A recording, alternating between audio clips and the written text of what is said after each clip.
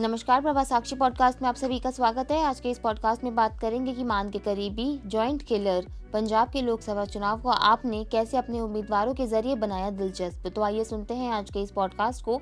लेकिन उससे पहले अगर आपने हमारे चैनल को सब्सक्राइब नहीं किया है तो ज़रूर कर लें, ताकि आप रोज़ ऐसे ही इंटरेस्टिंग और जानकारीपूर्ण पॉडकास्ट सुन सकें। पंजाब की राजनीतिक तस्वीर साल 2019 से लेकर 2024 के बीच काफ़ी बदल चुकी है। कई नेताओं ने पाला बदला और कई पार्टियों का इस वजह से चुनावी संतुलन भी बिगड़ा। इससे अगला मुकाबला जीतने को लेकर उनके सामने चुनौती पैदा हो गई है। सूबे के पूर्व सीएम कैप्टन अमरिंदर सिंह और सुनील जाखड़ जैसे दिग्गज नेताओं के कांग्रेस छोड़ बीजेपी में शामिल हो चुके हैं। नफा नुकसान के लिहाज से देखें तो 5 सालों में सबसे अधिक नुकसान कांग्रेस और शिरोमणि अकाली दल को उठाना पड़ा है। वहीं आप और बीजेपी को फायदा हुआ है।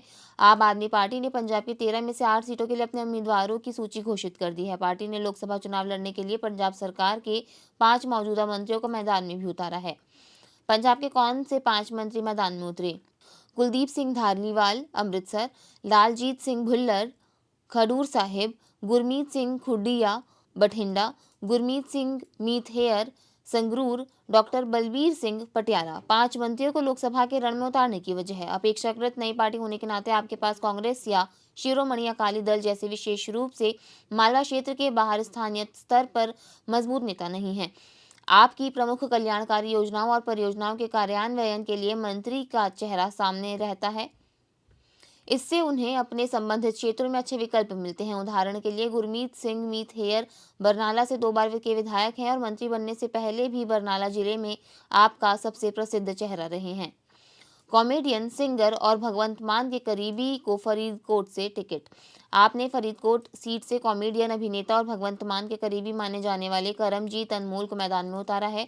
अनमोल पंजाबी सिनेमा में एक जाना माना चेहरा हैं और उन्होंने कैरी ऑन जट्टा और मंजे बिस्तरे फ्रेंचाइजी जैसी लोकप्रिय फिल्मों में अभिनय किया है। हाल ही में उन्होंने एक ऐतिहासिक ड्रामा फिल्म मस्तानी में अभिनय किया, जो बॉक्स ऑफिस पर बड़ी सफल रही।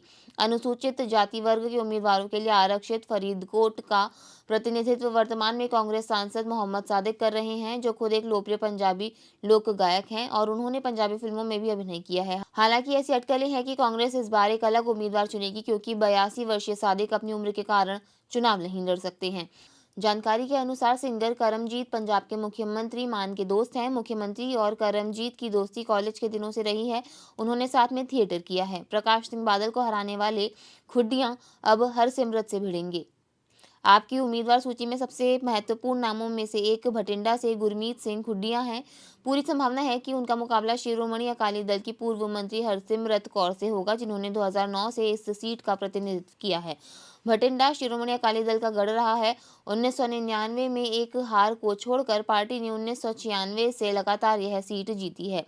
यह खड्डिया को बादल की बहू के खिलाफ एक मजबूत दावेदार माना जाता है। खुडिया के पिता जगदेव सिंह खुडिया शिरोमणि अकाली दल के टिकट पर फरीदकोट से सांसद चुने गए थे। 28 दिसंबर 1989 में जगदेव सिंह गांव खुडिया स्थित अपने घर से गायब हो गया और 6 दिन बाद उनका शव राजस्थान फीडर नहर में मिला। मुक्तसर जिले के खुडिया गांव में 30 सितंबर 1962 को जन्म हुआ। 10वीं तक गांव में पढ़ाई की। 2022 के एफिडेविट के मुताबिक 1.5 करोड़ की प्रॉपर्टी है। पत्नी का नाम भूपिंदर कौर, 2 बेटे जिनमें नाम सुमित और अमित खुडिया है।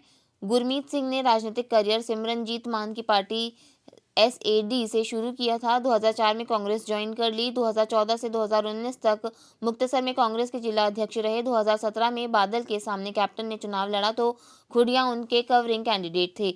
2017 में सीएम बनने के बाद कैप्टन ने अनदेखी की तो 2021 में आम आदमी पार्टी ज्वाइन कर ली। वर्ष 2022 में पंजाब के पूर्व सीएम प्रकाश सिंह बादल को हराकर सुर्खियों में आए। कांग्रेस से हाल में शामिल हुए 2 उम्मीदवार मैदान में उतरे। 2 सीटों जालंधर और फतेहगढ़ साहिब पर आपने उन नेताओं को मैदान में उतारा है जो पहले कांग्रेस में थे। पार्टी ने जालंधर से मौजूदा सांसद सुशील कुमार रिंकू को फिर से उम्मीदवार बनाया है। कांग्रेस के पूर्व विधायक रिंकू 2023 में जालंधर लोकसभा सीट पर उपचुनाव से ठीक पहले आप में शामिल हो गए। कमरजीत कौर दिवंगत कांग्रेस सांसद संतोष सिंह चौधरी की पत्नी है, जिनका इसी साल जनवरी में भारत जोड़ो के दौरान दिल का दौरा पड़ने से निधन हो गया था। संभावना है कि कांग्रेस इस बार अलग उम्मीदवार उतार सकती है। बड़ी संख्या में दलित और हिंदू आबादी के साथ जालंधर 2023 के उपचुनाव में हार तक कांग्रेस का गढ़ था। कांग्रेस द्वारा जालंधर में एक मजबूत उम्मीदवार उतारने की संभावना है और पूर्व सीएम चरणजीत चन्नी का नाम संभावित रूप से चर्चा में है। फतेहगढ़ साहिब में आपने बसी पठाना से पूर्व कांग्रेस विधायक गुरप्रीत सिंह जीपी को मैदान में उतारा है। वह पिछले हफ्ते ही आप में शामिल हुए थे। फतेहगढ़ साहिब से मौजूदा कांग्रेस सांसद पूर्व नौकरशाह डॉक्टर अमर सिंह है, जो संसद में पंजाब कांग्रेस की सबसे प्रमुख आवाजों में से एक हैं। आपने मंत्री लालजीत भुल्लर को खडूर साहिब से मैदान में उतारा है। उनका मुकाबला शिरोमणि अकाली दल नेता विक्रम सिंह मजीठिया से होने की संभावना है, जो हरसिमरत कौर के भाई भी हैं।